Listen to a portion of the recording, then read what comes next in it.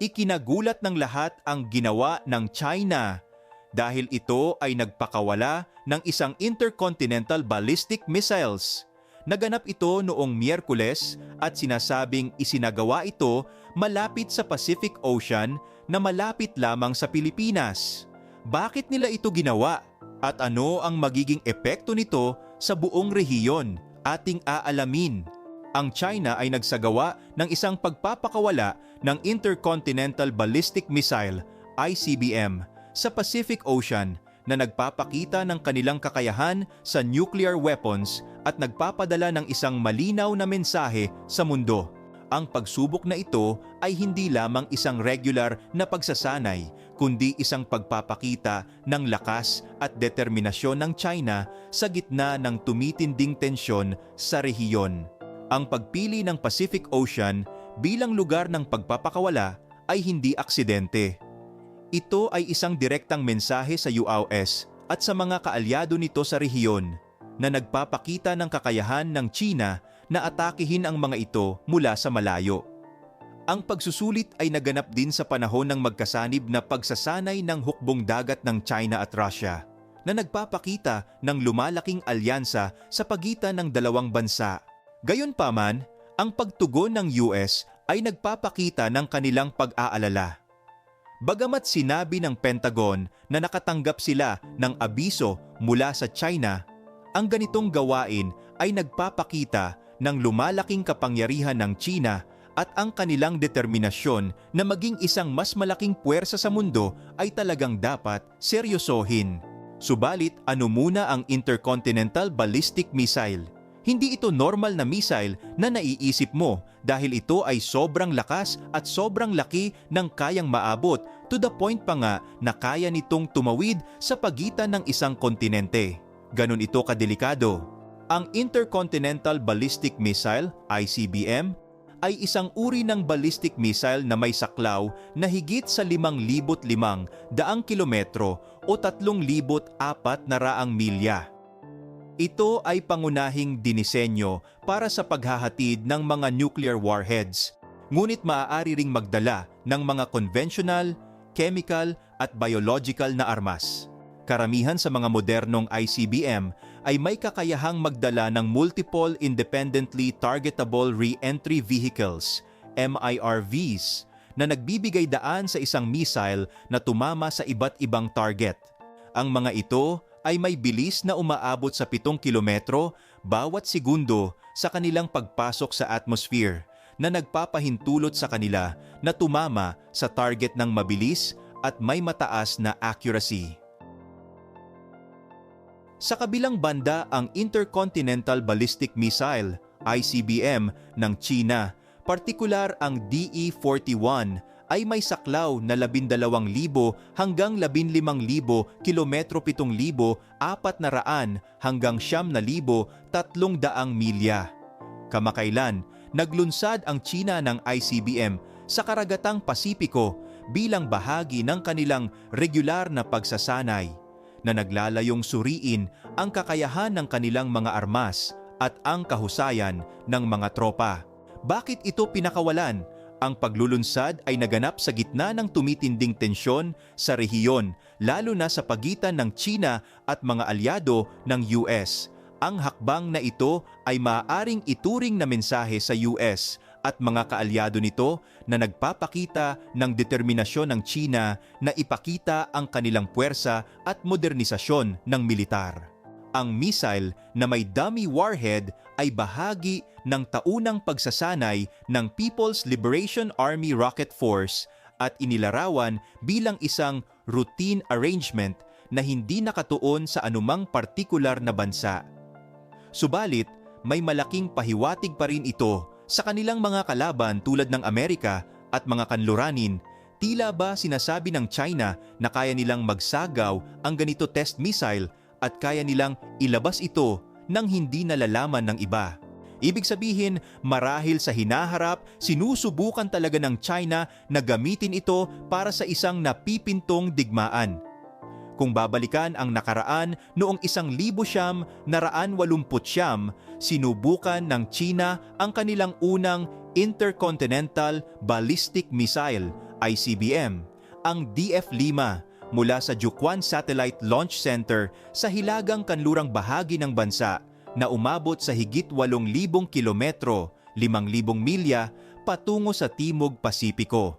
Mula noon, tahimik na nagsagawa ang China ng mas maraming pagsubok sa ICBM, kadalasang sa kanilang sariling teritoryo kung saan marami ang bumagsak sa mga disyerto ng kanlurang rehiyon ng Xinjiang. Kung matatandaan rin, noong Disyembre 23, 2023, naglunsad ang China ng isang ballistic missile mula sa isang submarine na isang mahalagang hakbang sa kanilang pagsisikap na palakasin ang kanilang nuclear capabilities. Ang missile na bahagi ng JL-3 Submarine-Launched Ballistic Missile Program ay may saklaw na higit sa 10,000 kilometro. Kaya nitong maabot ang mga target sa continental United States. Pero para sa China, normal lamang na hakbang ito ng kanilang bansa at itinuturing pa nga nila ito na scientific research at method sa pagtuklas ng kanilang puwersa. Pero para sa mga bansa tulad ng Japan, Amerika at mga kaalyado nito, ito ay isang big deal dahil ang ganitong hakbang ay nagdudulot ng malaking alalahanin sa mga kalapit at sa buong rehiyon na nag-aalala sa posibilidad ng pagtaas ng militarisasyon. Ang mga bansa ito ay may kasaysayan ng tensyon sa China, lalo na kaugnay ng mga isyu tulad ng Taiwan at mga teritoryal na hidwaan. Para sa kanila, ang paglulunsad ng ballistic missile ay hindi lamang isang teknikal na pagsubok kundi isang direktang banta sa kanilang seguridad. Ibig sabihin, ang pagkakaiba sa pananaw ay nagmumula sa layunin ng mga bansa. Para sa China, ito ay isang demonstrasyon ng lakas at pag-unlad, habang para sa ibang bansa, ito ay isang senyales ng lumalalang tensyon at potensyal na agresyon. Ang isa pa sa nakakagulat rito, limitado ang impormasyon na binibigay ng China patungkol sa pagpapaputok nga nila ng ballistic missile, patunay na talagang may tinatago sila. Para sa Amerika, naghahanda na ang China sa pagsakop nito sa Taiwan at ang pagpapakawala ng ganitong kalakas na missile ay isang senyales na marahil nagsisimula na sila sa paghahanda at ang balak nilang targetin ay ang Amerika. Sinabi ng mga analyst na ang pambihirang anunsyo ng China ng pagsubok ay isang babala sa US at mga kaalyado nito mula sa East China Sea at Taiwan Strait hanggang sa South China Sea. Sinabi ni Drew Thompson, isang senior fellow sa S. Rajaratnam School of International Studies, RSIS, sa Nanyang Technological University ng Singapore, na posibleng makabuluhan ang timing ng pagpapakawala ng missile sinadya ito at hindi raw nagkataon lamang. Siguro gustong ipakita ng China na hindi sila natatakot sa Estados Unidos at handa silang gumawa ng ganitong misisle para kontrahin ang puwersa nito sa rehiyon. Sa nakalipas na mga linggo, ang Japan ay nagsagawa ng malakasang pagprotesta sa mga paglusob ng mga sasakyang panghimpapawid ng militar ng China at Russia sa airspace nito. Sinabi ni Yoshimasa Hayashi, ang punong gabinete ng Japan, sa mga mamamahayag noong Miyerkules na ang Tokyo ay hindi naabisuhan ng Beijing bago ang paglulunsad ng missile, kaya talagang ikinakabahala nila ito. Hindi man tumawid sa airspace ng Japan ang missile, subalit nangangamba pa rin sila dahil napakadelikado ng ganitong armas sa seguridad ng rehiyon. Sinabi ng Japan Coast Guard sa CNN na sinabihan ito ng China noong Lunes na ang space debris ay mahuhulog sa 3 lugar. 2 lokasyon sa labas ng isla ng Luzon ng Pilipinas at isa pa sa South Pacific, sa pagitan ng alas 6 ng umaga at alas 12 ng tanghali noong Miyerkules. Kung babalikan noong Cold War, nagkasundo ang US at ang Soviet Union na ipaalam sa isa't isa ang tungkol sa mga paglulunsad ng ballistic missile na lampas sa kanilang mga teritoryo at pinalawak iyon noong 2000. Subalit noong 2009, nilagdaan ng China at Russia ang isang kasunduan upang ipaalam sa isa't isa ang napipintong paglulunsad ng ballistic missile. Pinalawig ng dalawang panig ang kasunduan ng isa pang dekada pagkatapos itong mag-expire noong 2020.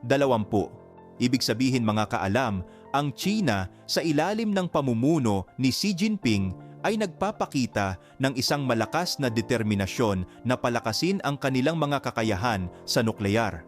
Ang pagbabago ng PLA's rocket force, ang sangay na responsable sa pagbuo ng kanilang mga ballistic missiles at nuclear weapons ay isang malinaw na senyales ng kanilang pagiging ambisyoso. Ang pagpapalawak ng kanilang arsenal ng mga nuclear warheads at ang pagtatayo ng daan-daang launchpad para sa mga ICBM ay nagpapakita ng kanilang puwersa. Parang isang malaking pader na itinayo para maprotektahan ang kanilang teritoryo, pero may kakayahang maglabas din ng matinding pag-atake. Sa pagsusuri ng Pentagon nagpapakita na ang China ay nagnanais na magkaroon ng 1,000 nuclear warheads pagdating ng 2030. Parang isang malaking pag-akyat sa isang bundok na nagpapakita ng kanilang pagiging determinado na magkaroon ng mas malakas na posisyon sa mundo. Ang pagsugpo sa katiwalian sa rocket force ay nagpapakita ng mga hamon na kinakaharap ng China sa pag-organisa ng kanilang militar. Pero ang pagpapatuloy ng pag-unlad ng kanilang mga nuklear na armas ay nagpapakita na hindi pa natitinag ang kanilang determinasyon. Ang pagsubok ng ICBM ay isang paraan para ipakita sa mundo na hindi sila nag-aatubili na gamitin ang kanilang lakas kahit na may mga problema sa loob ng kanilang militar. Parang isang leon na nagpapakita ng kanyang mga kuko para ipaalam sa lahat na siya ay malakas. Sa huli, ang pagtaas ng kapangyarihan ng China ay isang mahalagang isyu sa pandaigdigang politika at ang kanilang mga aksyon ay patuloy na susubaybayan ng mundo. Ang mga hakbang na ginagawa nila ay maaaring magdulot ng mga pagbabago sa pandaigdigang seguridad at balanse ng kapangyarihan. Ikaw mga kaalam, ano ang masasabi mo sa bagong intercontinental ballistic missile test ng China? Makatwiran ba ito? Pabor ba kayo na magpatuloy sila sa mga ganitong gawain?